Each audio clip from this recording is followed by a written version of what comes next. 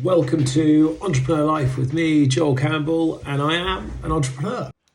Good morning. It is 6:45. It is early. There's no one here. It doesn't feel like a haunted prison. That doesn't feel very concerning, really, because it's so bright and so light. Such a nice day outside. I'm in early because it is day 3 of building social media ads. So nearly there. Nearly at the end of it. Which is good. I've got to turn off in a second the crap that is running, and I call it crap because I left it running for a few days. Well, I left it running for a few days. It's been a week and a half now, so 10 days really. And initially I left the ads running because otherwise I wouldn't have had anything else going on.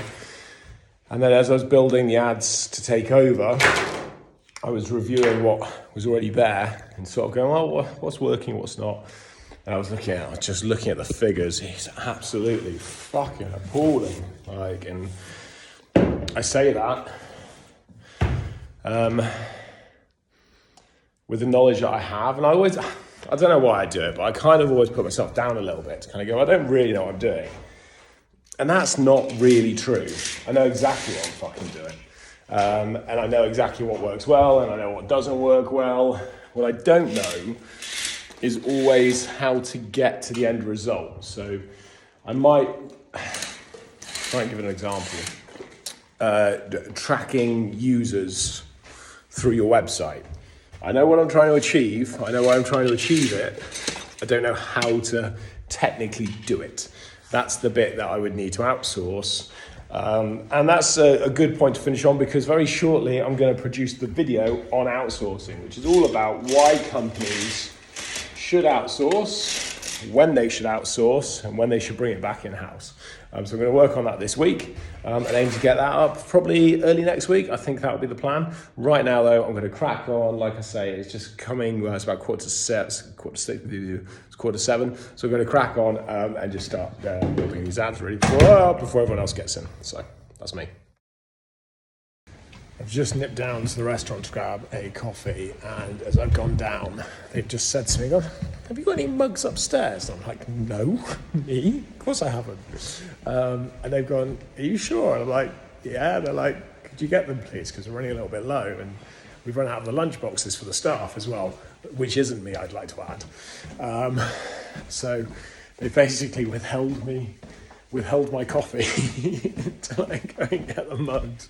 So I'm having to trek all the way back upstairs to go get them, which is exactly that's what I do with all the rest of the stuff. Just see what's up there. And I think Lauren's here as well somewhere. So I'll have a look and see what's here.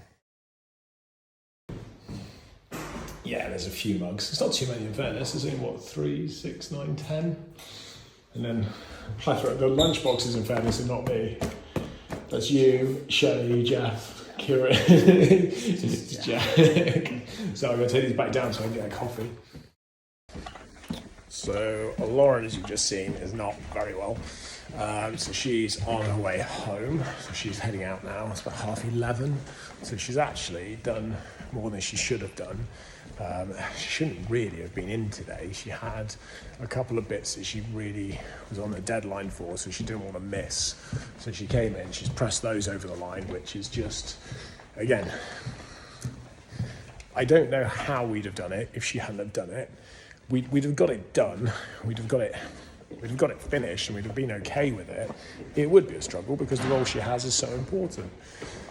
But she came in, she got those done, and now she's going to go home, which is super dedication, and I'm really pleased that she did that. But like I say, we would have found a way had she not, because that's what we do, we problem solve. Anyway, I'm back down to the restaurant. It's ridiculous.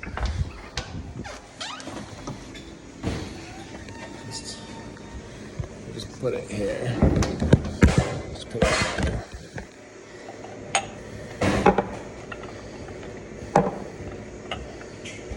I don't know why you're looking at me like that, please. It's not me. Some of the mugs are me, but Do you know how I said 10 as well?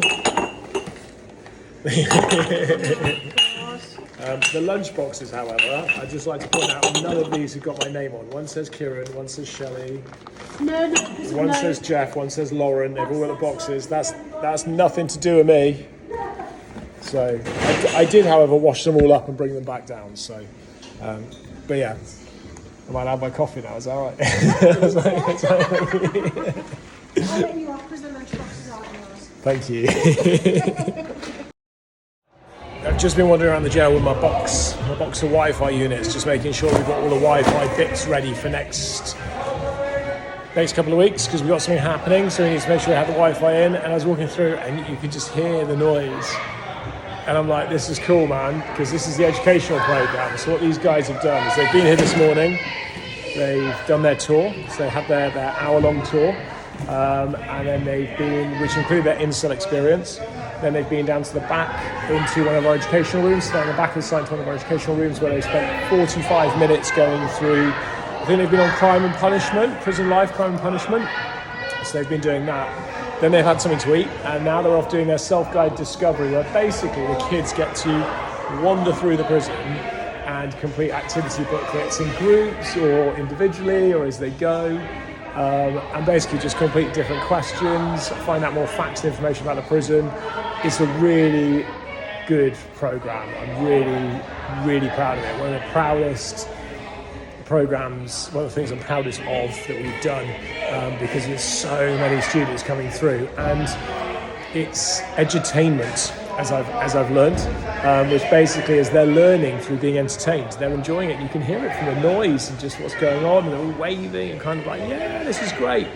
And then once that kind of gets off, once they get past that bit, then they start into the educational world, and they're learning things as they go about crime and punishment and prisons and criminality and the effects that has on society. Everything comes with it, but they just don't even know they're learning it, which is, I think, one of the beauties of education when you get it right, is you're learning, but you don't necessarily know you're learning, and you're enjoying it, which means you're learning it more. So they're off doing that. It looks really cool. I thought I'd just share that with you very quickly. And of course, they love the fact that they can jump out on each other, scare each other. There's lots of boos going on. And then we find a good chunk of them actually go off and we'll do things like create TikTok videos and YouTube videos and stuff like that. So it's a really good program for them. They really enjoy it. We really enjoy having them. The team really enjoy delivering it. I really enjoy being part of the team to help create it. So yeah, it's a great program, and well, I'll leave you with every child should go to prison. So behind me in here is Lauren's office. Don't be put off by the red light. And inside Lauren's office, she's got a standing desk. I can probably just about show you. So she's got a standing desk. And this morning when I went in and saw her, she was stood up, she was working away. I'm being quiet because there's production underneath us. She was beavering away, that was all good.